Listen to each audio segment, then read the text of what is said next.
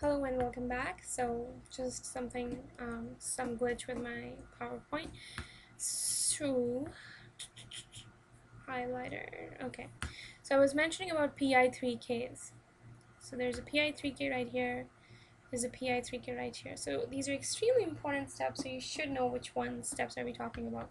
So if you notice, this one is going from PI4P to PI34P2. That makes sense because if it is PI3K, then it has to phosphorylate at the third position. Okay, so oh sorry, not 4 5 4P. Okay, the other step is right here. So you're going from PI45 to PI345P3, right? So those ones are good to remember. So let me just make a summary of those here. So first of all, ship phosphatases. They are dephosphorylating your 3,4,5 to 3,4P2. Okay.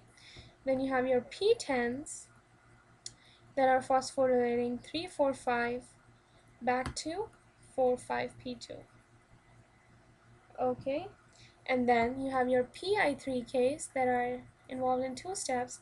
So they are phosphorylating PI4P. Actually, I should put dashes in between, but well, who cares? So PI4P to PI34P. If you can remember the substrate for the PI3Ks, it's obviously easy to remember the product because it always has to be at the third position. So if it has the fourth, then you know you have to phosphorylate it at the third position. And for the second one, I tend to remember this because, well, I tend to remember the substrate this way because the product now I know that this one was one of those two phosphate groups or one phosphate groups, right? This one would be 4 and 5 because I know the other example had two more phosphates, so PI45P2, and and I know that my product has to have a phosphate group at 3, so this substrate has to be 4,5P2. I don't know if that made sense, and it's a very awkward way of remembering things, but it works for me. Hopefully it will work for some of you. So here, so those are the two 4P and 4,5P2. Okay. Uh, Going back to the picture then, so we covered these, and these enzymes in between are easy to remember because you just have to see what you have and what you want to phosphorylate.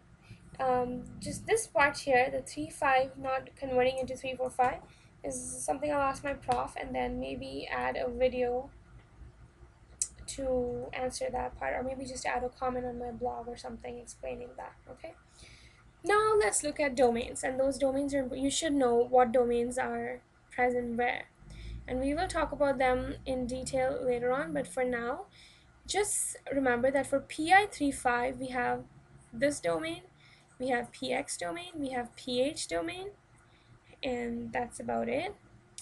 Then for our diacylglycerol we have the C1 domain. For PI5P we have the PhD fingers.